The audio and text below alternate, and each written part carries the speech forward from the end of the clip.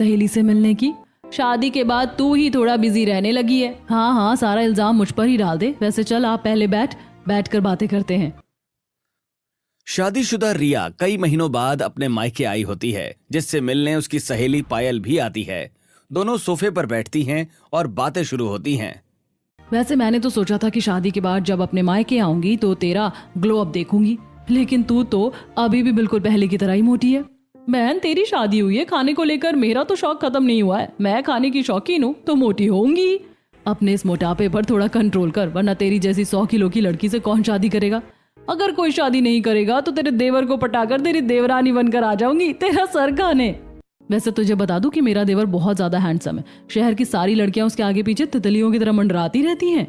मैं तो जैसी 100 किलो की लड़की को अपनी देवरानी थोड़ी ना बनाऊंगी। इतना कहकर रिया हंसने लगती है और पायल उदास हो जाती है। फिर थोड़ी देर बाद रिया अपने ससुराल पहुंचती है। अरे वो देख, आ गई तेरी भाभी। सीख ले तू अपनी भाभी से, कुछ खा खा कर फूलती जा रही। अगर ऐसा ही चलता रहा तो शादी कैसे होगी तेरी। माँ यार, आप क्यों मेरे पीछे पड़ी रहती हैं? और फिर इसमें मेरी कोई गलती नहीं है। भाभी इतना टेस्टी खाना बनाती हैं कि मैं खुद को रोक ही नहीं पाती। हाँ वो तो है, बहू एक से बढ़कर एक चटपटे खाने बनाती है और खाती भी है, लेकिन फिर भी इतनी फिट रहती है, ना जाने कैसे। वही तो, एक हम लोग हैं खाना खा खा कर मोटे हो रहे हैं, और एक भाभी आप हो एकदम स्लिम ट्रिम, पिक्चर की हीरोइन की तरह फिगर मेंटेन कर रखा है आपने। हाँ तो अच्छा होगा ही मेरा फिगर। आखिरकार मैं खुद के ऊपर इतना कंट्रोल जो रखती हूँ। सबके लिए चटपटा खाना बनाती हूँ, लेकिन खुद सोच समझ कर ही खाती हूँ। हाँ बहू, वरना तू भी मेरी तरह मोटी हो जाती। मम्मी जी, मैं और वो भी आपकी तरह मोटी कभी भी नहीं। मैं भले चटपटा खाना खाती हूँ, लेकिन खुद के ऊपर कंट्रोल भी करती हूँ। अपनी सहेली पायल की तरह थोड़ी ना धोखा खाकर 100 किलो की बन जाऊं। इस तरह फिर अगले दिन जब रिया को उसकी दोस्त पायल का फोन आता है। रिया, आज मैंने फूड कैंप लगाया है, तू भी यहाँ आ जा, बहुत मजा आएगा। और तू मेरे हाथ का खाना भी खा कर देखियो। ठीक है, आती हूँ और देखती हूँ कि तू आखिरकार कैसा खाना बनाती है जो खुद के इतने गुणगान गाती है और फूल कर इतनी मोटी हो गई है।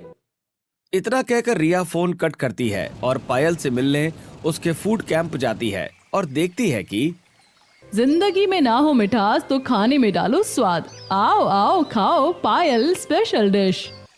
दीदी मेरे पास तो पैसे ही नहीं है, लेकिन मुझे बहुत तेज भूख लगी है, आप मुझे खाना दे सकती हैं? हाँ क्यों नहीं, मैं यहाँ सिर्फ अपना खाना बेच नहीं रही, बल्कि गरीबों को फ्री में खाना भी दे रही हूँ। अमीरों के लिए कीमत और गरीबों के लिए अपनापन, साथ ही प्यार।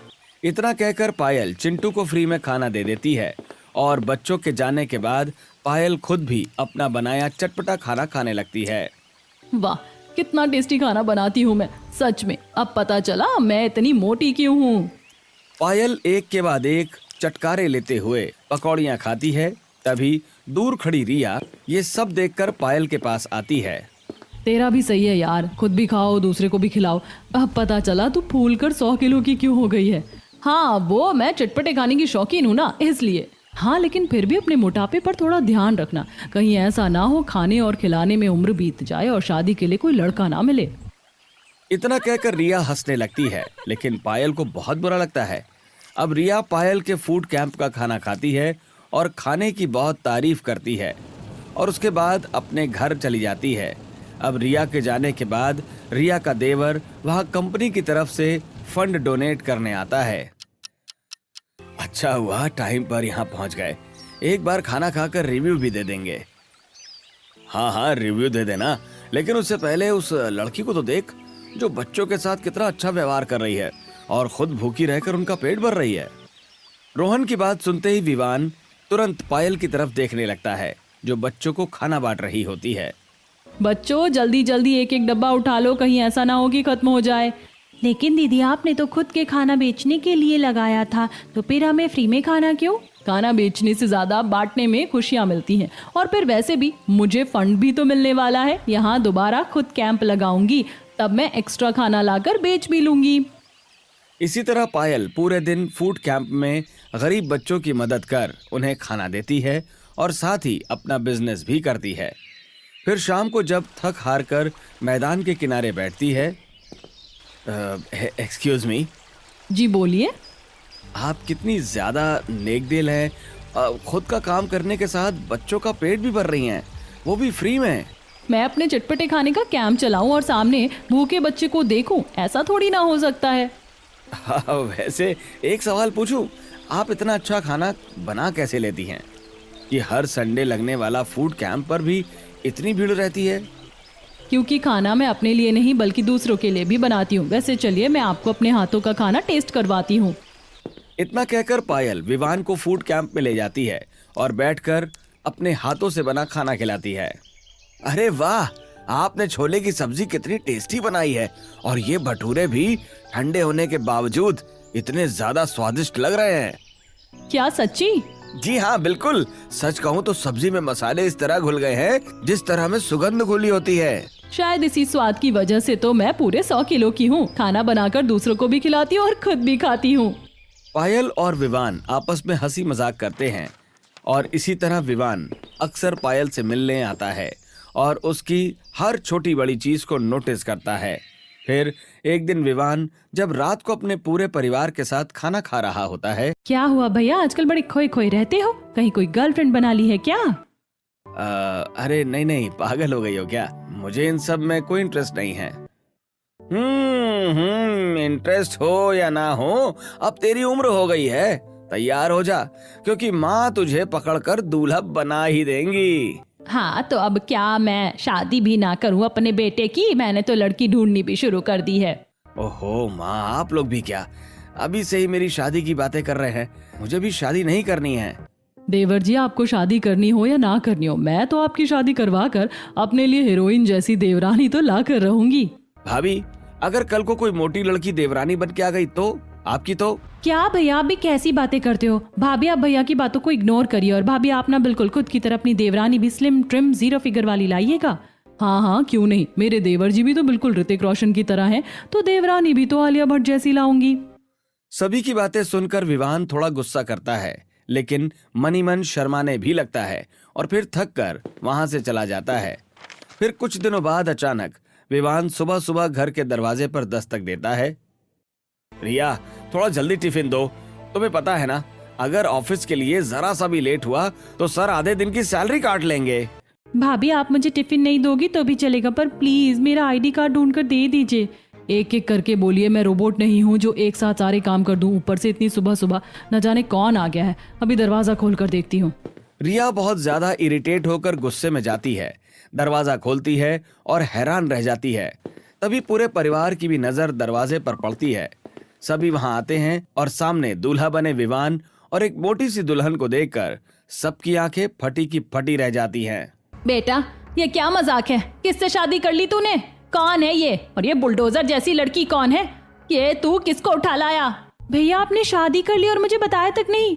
आप तो कहते थे आपकी कोई गर्लफ्रेंड नहीं है, लेकिन ये छोटा हाथी आपके साथ खड़ा है, तो फिर ये कौन है? देवर जी किसे मेरी देवरानी बनाकर ले आए हैं, और इसे देखकर ऐसा क्यों लग रहा है कि इसे मैं जानती हूँ। अरे हाँ, ये तो मेरी दोस्त पायल की तरह दिखती है। लेकिन देवर जी उस 100 किलो की लड़की से क्यों शादी करेंगे? वो तो कितनी मोटी भी है, और मोटी तो ये भी है। वही तो, किससे शादी करके आ गया है तू? ये बुलडोजर हमारा घर तोड़ देगी। इतनी मोटी लड़की कहाँ मिल गई तुझे? भैया, आपने लड़की से शादी की है या फूले हुए गुब्बारे से? अगर ये चेयर पर बैठेंगी तो चेयर भी टूट जाएगी। अरे चेयर पर तो तब बैठेगी ना जब बदकिस्मती से बनी ये मेरी मोटी देवरानी घर के दरवाजे को पार करके अंदर आ पाएगी। सही कह रही है भाभी आप, लगता है चेयर बाद में टूटेगी, पहले हमारे घर का दरवाजा ही ओही माँ बोल देगा। बस बहुत हो गया। अगर विवान ने कुछ फैसला लिया है तो सोच समझ कर लिया होगा। पहले तो तुम लोग चौखट पर यह तमाशा करना बंद करो। शादी हो गई है और अब इस रिश्ते का मजाक नहीं बनने दे सकता मैं। सावित्री, गृह प्रवेश करवाओ। गृह प्रवेश क्या इस मोटी बुलडोजर का? सावित्री, तमीज से बात करो, चाहे जैसे भी हो। अगर ये घर की बहू है तो चुपचाप गृह प्रवेश करवाओ। सावित्री मन मारकर पायल का गृह प्रवेश करवाती है। चेहरे पर मुस्कान, लेकिन आंखों में गुस्सा साफ झलक रहा होता है। दुल्हन दाहिने पैर से कलश गिराकर जैसे तैसे दरवाजे के इस पार आती है और फिर, अब बताओ विवान, तुम्हारी इस लड़की से मुलाकात कहाँ हुई? तुमने इस तरह से शादी क्यों कर ली? पापा, मैंने चेहरा देखकर नहीं बल्कि दिल देखकर शादी की है। अगर आप पूरी बात सुनेंगे तो आपको भी इस शादी से कोई एतराज नहीं होगा। तो पूरी बात बताने के लिए मुहूर्त निकलवाऊं? पंडित बुलाऊं? कब बताओगे? हाँ, वो दरअसल हुआ कुछ यूं कि वो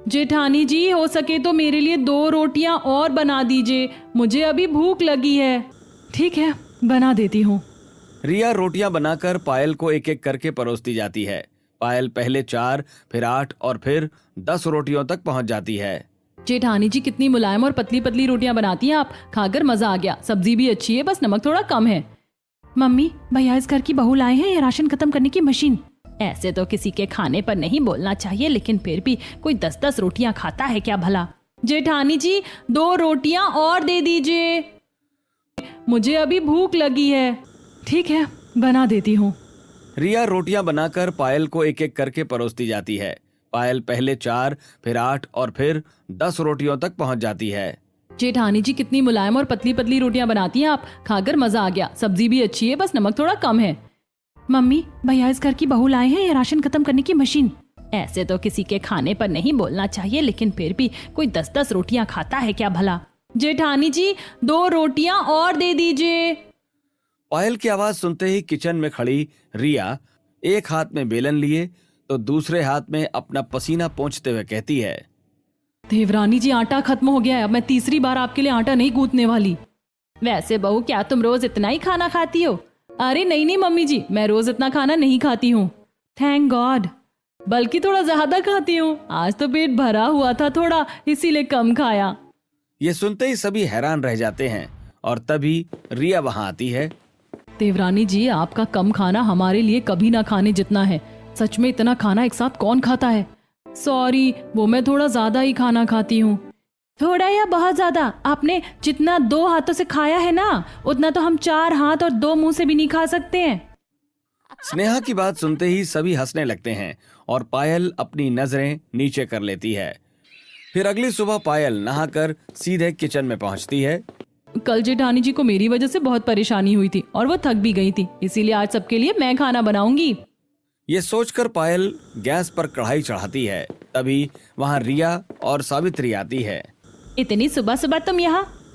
कल मेरी वजह से जेठानी जी को बहुत परेशानी हुई थी, इस वजह से आज मैं खुद के लिए खुद ही खाना बनाऊंगी, और अगर आप परमिशन देंगी तो सबके लिए बना दूंगी। हाँ हाँ, बनाओ बनाओ, खुद बनाओ और खुद खाओ, सबको खिलाओ। वैसे भी तुम्हारे खाने से मुझे दिक्कत नहीं है, लेकिन तुम जितना खाओगी उतना खाना बनाएगा कौन? सच कह रही है मम्मी जी, जितना खाना है खुद बनाओ, खुद खाइए। मैं तो एक दिन में ही परेशान हो गई।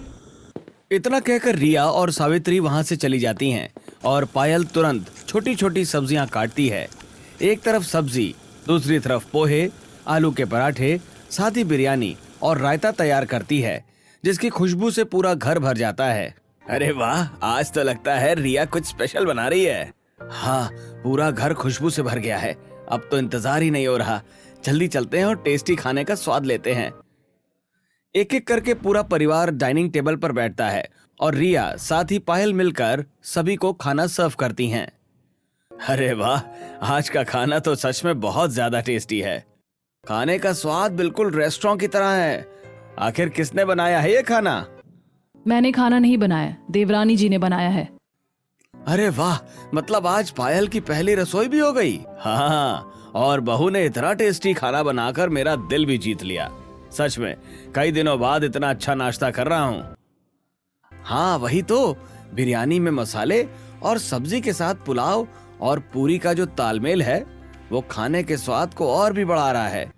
बस भी करो, और कितनी तारीफ करोगे? वैसे भी देवरानी जी ने जो भी बनाया है अभी थोड़ी देर में खुद ही खा लेंगी। हाँ हाँ, इतनी तारीफ करने की कोई जरूरत नहीं है। देख लो अपनी माँ को, एक के बाद एक पूरियां लपेटे जा रही हैं और कहती हैं तारीफ करने की जरूरत नहीं है।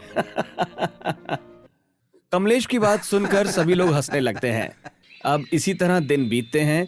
फिर एक शाम जब पायल सभी के लिए बड़े प्यार से खाना बनाकर डाइनिंग टेबल पर सर्व करती हैं, तभी विवान, अरे पायल तुम आओ आओ बैठो। विवान की बात सुनकर पायल जैसे ही चेयर आगे करके बैठती है, चेयर चरचरा कर टूट जाती है और पायल नीचे गिर जाती है, जिसे देख सभी लोग तेजी से हंसने लगते हैं। ऐसा लग रहा है जैसे चेयर पर भाभी नहीं, हाथी बैठा। ये तो वही बात होगी, हाथी बैठा चेयर पर और चेयर बोली चटर बटर। एक तरफ रिया तू है स्लिम ट्रिम, और एक तरफ तेरी ये देवरानी बुलडोजर जैसी चेयर पर बैठी और चेयर तोड़ दिया। किसी दिन अपनी इसी मोटापे की वजह से घर भी तोड़ देगी। इसका बनाया खाना एक बार मैं नहीं खाऊंगी, थोड़ा नाटक दिखाऊंगी। बड़ी बहू, अभी मेरा पेट भरा है, मुझे नहीं खाना खाना। हाँ, मैं भी इतना ऑयली खाना नहीं खाती, और वैसे भी मुझे अपनी फिगर मेंटेन रखनी है, तुम्हारी तरह बुलडोजर नहीं बनना चाहती। अब सभी नखरे करने लगते हैं और पायल से चटपटे खाने को देखकर रहा नहीं जाता। वो तुरंत डाइनिंग टेबल पर बैठती है और एक एक करके सारा खाना खुद ही अकेले खा जाती है और फिर खाना खाने के बाद एक लंबी डकार ले। नहीं है या कलयुग की कुंभकर्ण, इतना खाना एक साथ? बाप रे बहू, तुम्हें कोई शर्म है या नहीं? इस तरह खाना अकेले खा गई, थोड़ी तो शर्म कर ली होती, हाथी भी तुमसे कम खाना खाता है। मम्मी जी, वो मुझे थोड़ी भूख लगी थी। थोड़ी या फिर महिषासुर जितनी? मुझे तो लगता है कि मेरी ये देवरानी एक दिन पूरे घर का राशन अकेले ही खा जाएगी। सभी के ताने सुनकर पायल की आंखें भर आती हैं, लेकिन पायल किसी को कुछ नहीं कहती और चुपचाप दोबारा सभी के लिए खाना बनाती है। इसी तरह एक दिन एक पड़ोसन घर आती है। अरे आप यहाँ? हाँ, मैं आपको याद होगा, मैं आपके यहाँ से खाना मंगवा कर खाया करती थी। अब मैं कॉल करती हूँ तो कॉल ही नहीं लगता। फिर मुझे पता चला कि आप शादी करके यहाँ शिफ्ट हो गई हैं, तो आपसे मिलने आ गई। हाँ आंटी जी, वो शादी के बाद मैंने होम किचन डिलीवरी बंद कर दिया है और शायद अब दोबारा कभी ना खोल पाऊँ। पायल की बात सुनकर शांति वहां से चली जाती है और ये सारी बातें विवान भी सुन लेता है। अब विवान तुरंत पायल के पास आता है। पायल, मैं तो भूल ही गया था कि तुम्हारा फूड कैंप भी चलता था। अगर तुम चाहो तो उसे अभी भी कंटिन्यू कर सकती हो। लेकिन अब मैं वो कैसे? क्यों नहीं, मैं तुम्हारे साथ हूँ। तुम चाहो तो तुम अभी भी आगे बढ़ सकती हो और अपने सपने पूरे कर सकती हो। कमरे में विवान और पायल की बातें सुनकर तुरंत कमलेश वहां जाता है। बहू, अगर तुम चाहो तो तुम अपना होम डिलीवरी किचन कैंप अभी भी चला सकती हो, क्योंकि तुम इस घर की बहू हो, कोई गुलाम नहीं। तुम्हारा अगर मन है तो तुम कर सकती हो। पायल, तुम आगे बढ़ो, मैं हमेशा तुम्हारे पीछे पीछे तुम्हारी परछाई बनकर खड़ा रहूंगा। जब मेरा पूरा परिवार और मेरे पति मेरे साथ हैं, तो फिर मुझे अपने सपनों को अधूरा छोड़ने की क्या जरूरत है। अब मैं अपने सपने जरूर पूरे करूंगी और अपने इस मिडिल क्लास ससुराल को भी ऊंचाइयों तक ले जाऊंगी। पायल ये सोचकर अगले ही दिन कमलेश और विवान की मदद से घर में एक अलग होम किचन खुलवाती है, जहां खुद खाना बनाना शुरू करती है। अच्छा है, अब मैं इस किचन में आराम से अपना होम किचन चलाऊंगी। कुछ दिन की ही बात है, फिर धीरे धीरे किचन भी ग्रो हो जाएगा और मेरा बिजनेस भी। ये सोचकर पायल होम किचन की शुरुआत करती है। शुरुआती दौर में 20-25 कस्टमर्स के ऑर्डर आते हैं, लेकिन फिर धीरे धीरे कस्टमरों की संख्या बढ़ने लगती है। हेलो पायल, होम किचन में फोन लगा है। हाँ, ये पायल फूड किचन ही है। आप ऑर्डर बताइए। बेटी, जल्दी से खाना बनाकर पीछे वाले मंदिर की तरफ अपने हाथों से बनी पनीर की सब्जी, पुलाव और रायता भिजवा दे, साथ ही बिरयानी मत भूलना। इतना कहकर सीमा फोन रखती है। तभी दोबारा फोन आता है। हेलो पायल फूड सेंटर, अब जल्दी मेरे घर पर 2 प्लेट छोले, 4 प्लेट बिरयानी और 3 रायते भिजवा दीजिए, साथ में चटनी और आपका स्पेशल सलाद जरूर से। हाँ, ठीक है भैया। इतना कहकर पायल जैसे ही फोन रखती है, एक के बाद एक उसे फोन आते जाते हैं और वो कॉल रिसीव करने में बहुत बिजी हो जाती है। तभी किचन में विवान आता है। और मेरी बिजनेस वुमन, क्या हाल है? तब से फोन पर लगी हो, खाना नहीं बनाना क्या? एक के बाद एक ऑर्डर आए जा रहे हैं और मेरा फोन रिसीव करने में ही सारा टाइम चला जा रहा है। खाना बनाने का टाइम ही नहीं मिल रहा। कैसे पूरे होंगे अब सारे ऑर्डर्स? अरे बस इतनी सी बात। एक काम करो, तुम कल से फोन मैनेजमेंट के लिए किसी को रख लो और फूड मेकिंग के लिए भी। वैसे भी तुम्हें रेस्टोरेंट की मालकिन बनना है। विवान की बात सुनकर पायल वैसा ही करती है। अपने अंडर कुछ स्टाफ रख लेती है, जिससे उसे काम में बहुत मदद होती है। धीरे धीरे ऑर्डर कभी 40, कभी 50 और कभी 200 तक भी आसानी से आने लगते हैं और इस तरह महीने बीतते हैं। 2 महीने बाद पायल की लाइफ पूरी तरह से बदल चुकी होती है। बहू, तूने न सिर्फ अपना सपना पूरा किया, बल्कि इस घर को एक नई दिशा दी है। हाँ भाभी, आपने तो खुद के ग्लो अप के साथ साथ इस पूरे घर का भी ग्लो अप कर दिया। नए सोफे, फर्नीचर, टीवी, यहाँ तक कि नए एशियन पेंट। हाँ पायल, 2 महीने के अंदर तो तुमने हमारी पूरी दुनिया बदल कर रख दी। न सिर्फ खुद का ग्लो अप किया, बल्कि हमारे घर और परिवार को भी पूरी तरह से बदल दिया। बदलते समय के साथ बदलता घर और पारिवारिक संबंध रिश्तों को और भी ज्यादा मजबूत बनाता है, ना कि कमजोरी, और इसीलिए ये बदलाव बहुत जरूरी है। सभी बातें कर रहे होते हैं, पायल मुस्कुरा रही होती है कि तभी एक बड़ी लग्जरी कार से मैनेजर, प्रोड्यूसर और कुछ एम्प्लॉय उतरते हैं। हाथ में फाइल लेकर पायल के पास आते हैं। मैम, राजस्थान में नई ब्रांच खोलने के लिए इन पेपर्स पर आपके साइन चाहिए। आप रख दीजिए, मैं पढ़कर साइन कर दूंगी। सच कहूं तो पायल जी, आप इस तरह रसोई में रहने के लिए नहीं बनी हैं, बल्कि फिल्मों की स्टार की तरह चमकने के लिए बनी हैं। सच में आपके साथ काम करके मुझे बहुत अच्छा लगा। सभी मैनेजर और क्लाइंट पायल की तारीफ कर रहे होते हैं। पायल पेपर्स पर साइन करती है। वहीं ये सब दूर खड़ी रिया, सावित्री और स्नेहा देख रही होती हैं। मैंने जिसे अपनी बहू तक नहीं माना, आज वो परिवार की पहचान निकली। मैं हर वक्त अपनी सहेली को 100 किलो के रूप में देखकर उसका मजाक बनाती रही, कभी उसके टैलेंट की तरफ नजर उठाकर नहीं देखा। आज उसके टैलेंट और उसके हाथों की कला की वजह से वो शहर शहर तक फेमस हो गई है। हमने हमेशा पायल की शक्ल देखकर उसकी कामयाबी पर सवाल उठाया है। आज पायल ने अपनी कामयाबी से हमारा मुंह बंद करवा दिया है।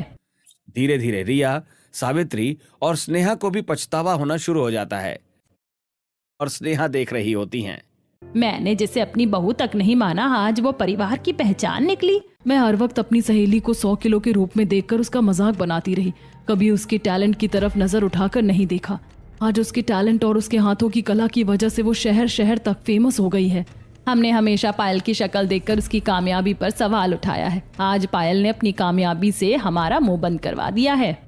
धीरे धीरे रिया, सावित्री और स्नेहा को भी पछतावा होना शुरू हो जाता है। वहीं अगले दिन जब पायल अपने ऑफिस में एक बहुत इंपॉर्टेंट मीटिंग में व्यस्त होती है, तो हमारा मेन रेस्टोरेंट बिल्कुल इस तरह होगा, उसमें हमें कोई भी गड़बड़ नहीं पसंद। वैसे मैम, पता है इस महीने हमारा बहुत अच्छा मुनाफा हुआ है। बड़े बड़े शहरों से काफी ऑर्डर्स आए हैं। हाँ, और आपकी वजह से मेरी ब्रांच को भी बहुत ज्यादा फायदा हुआ है। यूरोप तक हमारे खाने का स्वाद पहुंचा है। सच में मैं बहुत ज्यादा खुश हूँ। मैम, अगले महीने हम अपने यूरोप में भी ब्रांच खोलने वाले हैं। उम्मीद है कि इस महीने की तरह अगले महीने भी इतना ही फायदा हो। भगवान करे इसी तरह धीरे धीरे हमारी कंपनी और हमारी ब्रांच आगे बढ़ती रहे। लेकिन इन सबसे पहले जितने भी फायदे हुए हैं, उनसे 500 गरीबों को खाना खिलाकर उन्हें अच्छे कपड़े गिफ्ट में दे देना। क्या 500? लेकिन मैम, इसमें तो बहुत ज्यादा खर्च आएगा। मैंने पूछा कितना खर्च आएगा? नहीं ना, तो फिर क्यों बता रहे हो? जाओ और चुपचाप अपना काम करो। तभी ऑफिस में कमलेश आता है, जिसे देखते ही पायल कमलेश के पैर छूती है। बहू, आज समझ आया, असली अमीर वो नहीं जिसके तिजोरी में पैसे हों, बल्कि असली अमीर वो है जिसके लिए गरीबों में भी प्यार हो, जो गरीब का पेट भरना जानता हो। पापा जी, ये सब कुछ आपके दिए हुए संस्कार ही तो हैं, जो मुझे इतना सब कुछ करने की हिम्मत और हौसला दे रहे हैं। इस तरह पायल धीरे धीरे फेमस होने लगती है। और फिर जब पायल रात को घर लौटती है, मम्मी जी, जेठानी जी, आप लोग इस तरह गेट पर क्यों खड़े हैं? मुझे माफ कर दीजिए देवरानी जी, मैंने आपके चेहरे और शरीर का बहुत मजाक बनाया, लेकिन आज आपने मुझे साबित कर दिया कि इंसान की पहचान उसके शरीर से नहीं, उसकी मेहनत, हिम्मत और संस्कारों से होती है। जेठानी जी, आप माफी मत मांगिए, क्योंकि मुझे अपनों की बातों का कभी बुरा नहीं लगता। बस आइंदा से दूसरों को देखकर कुछ कहने से पहले एक बार जरूर सोचिएगा। पायल, मुझे याद है वो दिन जब मैं तुम्हारा मजाक बनाया करती थी, फिर कहती थी कि तुम जैसी 100 किलो की लड़की को अपनी देवरानी कभी नहीं बनाऊंगी। लेकिन आज मैं कहती हूँ कि मुझे अगले जन्म में भी तुम्हारी जैसी ही देवरानी चाहिए, और साथ ही यही परिवार। रिया की बातें सुनकर सभी इमोशनल हो जाते हैं और पायल रिया को गले लगा लेती है। तभी सावित्री देवी और स्नेहा आगे बढ़ती हैं। बहू, मुझे माफ कर दे, मैंने तुझे इस घर की बहू मानने से ही इनकार कर दिया था, लेकिन बहू का सम्मान ना पाकर भी तूने बहू वाले फर्ज रिया को गले लगा लेती है। तभी सावित्री देवी और स्नेहा आगे बढ़ती हैं। बहू, मुझे माफ कर दे, मैंने तुझे इस घर की बहू मानने से ही इनकार कर दिया था, लेकिन बहू का सम्मान ना पाकर भी तूने बहू वाले फर्ज पूरे किए, जिम्मेदारियां निभाई हैं। बहू, आज हमें हमारी गलती का एहसास हो गया, हमें माफ कर दे। मम्मी जी, आपने मुझे बहू के रूप में नहीं अपनाया तो क्या हो गया? मैं तो आपको अपना परिवार मानती हूँ। बहू, एक दिन था जब मैं तुझे बहू के रूप में नहीं अपना रही थी, और आज तूने कामयाबी हासिल करके मुझे मेरी गलती का एहसास दिला दिया है। आज से तू सिर्फ मेरी छोटी बहू नहीं, बल्कि मेरी बड़ी बेटी भी है। बेटी शब्द सुनते ही पायल भावुक हो जाती है और सावित्री के गले से लग जाती है। और इस तरह खाने की शौकीन 100 किलो की सहेली प्लस देवरानी पायल न सिर्फ अपना सपना पूरा करती है, बल्कि गरीबों का भी प्यार पाकर जिंदगी को खुशहाल भी बना देती है। फिर एक दिन पायल अपने माता पिता के नाम पर एक बहुत बड़ा कैंप लगवाती है। भाभी, आज तो बच्चों की लॉटरी लग गई। रेस्टोरेंट जैसा खाना फ्री में खाने को मिलेगा उन्हें। लॉटरी तो मेरी भी लग गई है, जो इतने सारे प्यारे बच्चों का प्यार और आशीर्वाद मुझे एक साथ मिलेगा। एक बात तो है, असली अमीर इंसान पैसों से नहीं बल्कि दिल से होते हैं। हाँ, तिजोरियां भरने से सिर्फ खुशी मिलती है, लेकिन लोगों का पेट भरने से सुकून। चलिए, बहुत बातें हो गई। जल्दी जल्दी बच्चों को खाना सर्व कीजिए और फिर मुझे तो भूख लगी ही है। कहीं ऐसा ना हो कि बच्चों के भंडारे का खाना मैं ही खा जाऊं। पायल की बात सुनकर सभी हंसने लगते हैं और एक एक करके बच्चों को खाना सर्व करते हैं। पूरा परिवार बच्चों को खाना खिलाता है। तभी एक बच्चा पायल के पास आकर कहता है, दीदी, आपने आज बहुत टेस्टी खाना बनाया था। सच में अगर हर इंसान आपकी तरह सोचने लगे तो हमें कभी गरीब होने का एहसास नहीं होगा। ये सुनते ही पायल के चेहरे पर मुस्कान आ जाती है और पायल प्यार से चिंटू के सर पर हाथ फेरती है। पायल, तू सिर्फ मेरी देवरानी नहीं बल्कि मेरी सबसे अच्छी सहेली भी है। याद कर वो वक्त जब मैं तुझसे कहती थी कि तू मेरी देवरानी कभी नहीं बन सकती। आज मुझे लगता है कि तू मेरी देवरानी है। यही मेरी जिंदगी की सबसे बड़ी खुशी है। हाँ पायल, मैंने जिंदगी में हजारों फैसले गलत लिए होंगे, लेकिन सबसे लड़कर, सभी के खिलाफ जाकर तुमसे शादी करने का फैसला मेरा अब तक का सबसे अच्छा फैसला था। मैंने तुम्हारा दिल देखकर शादी करने का फैसला लिया था, जिसकी वजह से आज मैं बहुत खुश हूं। इस तरह 100 किलो की सहेली पायल आज जाकर सही मायनों में देवरानी और घर की बहू बनती है। और इस तरह एक बार फिर साबित हो जाता है कि इंसान की पहचान उसके बाहरी तन से नहीं बल्कि भीतरी मन से होती है।